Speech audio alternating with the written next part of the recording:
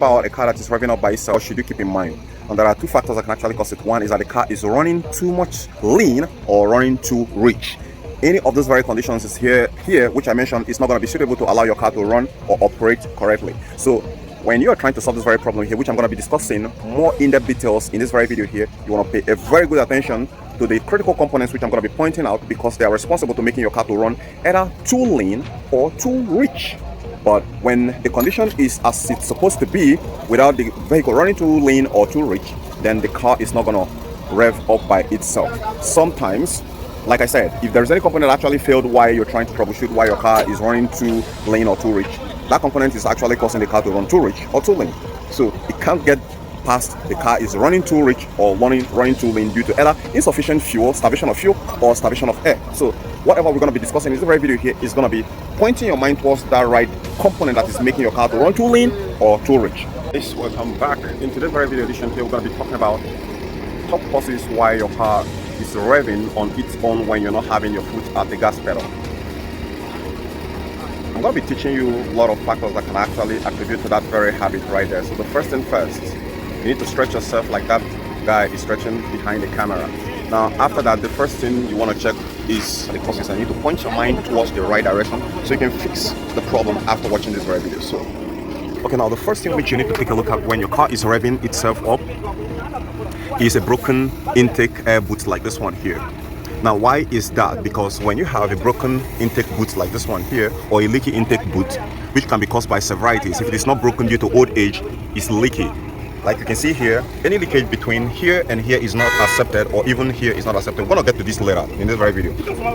So if this very clip is not well tightened enough, or even this very vacuum lines you can see here is broken, or here is not tightened, or this very PCV here is bad, it's going to create a problem. Let's say it's bad and here there's some sort of a perforation between here and here that is allowing some unmetered air going inside the engine. Is going to create a whole lot of the car revving by itself. So you want to tighten this clip. If you're sure that this very intake boot here is not leaky, you want to pull it out and inspect it visually and be sure that it's not actually leaking, because if it is leaking, then it's going to create that kind of a problem. Then the second reason why your car is going to be revving by itself is a bad throttle body. Most car throttle bodies of these very present generations are having a lot of electronics and a lot of components attached to it, so when it goes bad, it won't be able to meter correctly the amount of air that's supposed to be going inside the system, because take it or leave it, the throttle body is designed to restrict some amount of air, the quantity of air that goes inside the engine. Even when the mass airflow sensor is calculating it, you still have this. Still sounds like a governor that governs the amount of air that goes inside, and relay that information on how much you need to press on the throttle pedal in order to move this car forward. So if the electronics here, which most of the newer model throttle body is malfunctioning, the car will definitely start revving itself. Other things also you need to take a look at before replacing your throttle body, if you are unsure of it, is you need to unclip this and check if the throttle body is dirty, because the throttle body has some sensitive internal component inside that senses light and temperature. So when it gets clogged with dirt, it's going to start revving itself. So you don't need to replace it. First of all, clean it and see, and reinstall it back when it's dry, and start up the car and see if the problem is solved. If it is not solved, for some cars like European models, you're going to be seeing EPC light, which indicate that the throttle body is bad. So go ahead and replace it, and you're on your way solving the problem. The next cause of car revving itself off is a leaking intake air intake manifold. A leaking intake air manifold is also going to be allowing more pressures, more air, or metered air going inside the engine, which is also going to be causing the car to be revving up by itself. So you want to make sure that the gasket here, if it's depleted, you need to replace it prior to trying to solve this very problem here if your car is revving up by itself. The other reason why your car is revving up by itself without your foot on the gas pedal is a broken brake booster hose or bad check valve.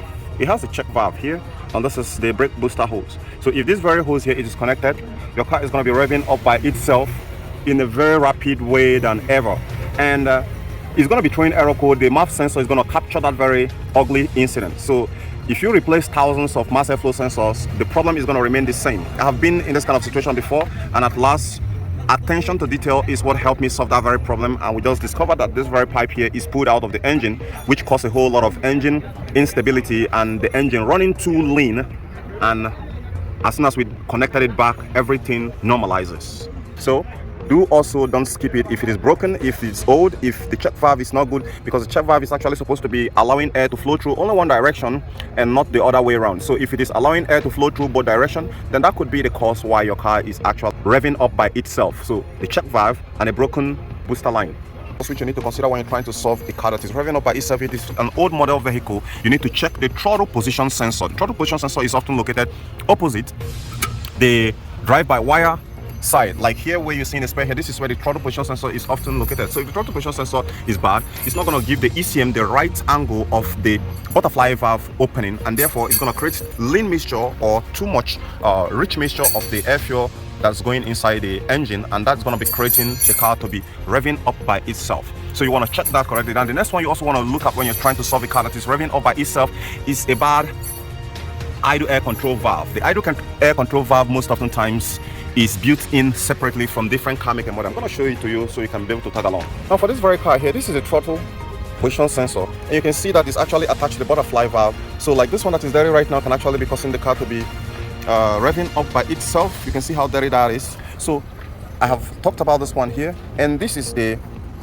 idle air control valve. So if this idle air control valve is dirty, which is most equipped with the most older model vehicles, you're going to be having a fluctuating idle. The car will be revving itself and will not be able to hold a firm or a steady idle position. So you want to check this and be sure that yours is functional. There are different varieties for different car make and model, so you want to check your idle air control valve for your own car make specifically, and make sure that no any vacuum lines that is pulled out of place, that is actually as it is, you get it back inside and you are on your way trying to solve that problem of your engine revving up by itself. Okay, we also have this guy here. The reason why I'm bringing you guys to this very Honda cross door here is if you have a dirty intake air filter, which is like this one here, most often times you need to replace this, because when it gets clogged up, what happens, it restricts the amount of air that flows inside the engine, which makes the engine to run more rich, and when it runs more rich, then it starts to draw, takes more fuel, and that will make the car to keep revving up by itself. So you want to make sure that you're not having a clogged air filter on your car. And the next one which you're going to be going at is a dirty or bad mass airflow sensor,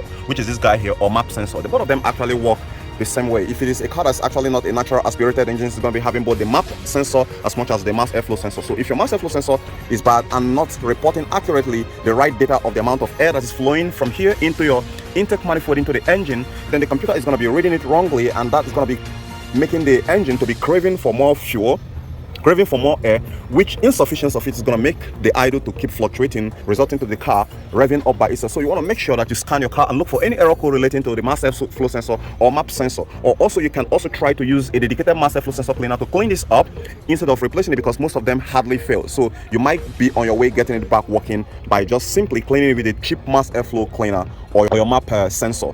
And with that said, let's move into the next episode. Okay, now the last guy which I want to point out here before we go is the EGR valve. This is your EGR valve. What does the EGR valve do? The EGR valve recirculates the gas inside the engine. So it takes some portion of the exhaust and you take it back into the engine to be reused as fuel. So what happens when this very valve gets stuck closed? You have unsteady idle, you have the car revving itself. So you want to clean this up if it is dirty, all right? And you also use a scanner to perform actuation testing to see if it's actually functioning correctly. If it's bad, then you should go ahead and replace it. And if you replace it, then you are on your way solving why your car is revving up by itself. In my vast experience fixing different car make and model, these are the top reasons why your car rev up by itself. So, and it doesn't go past this. If there's gonna be any last one which I'm gonna be using to cap this up is cylinder misfire.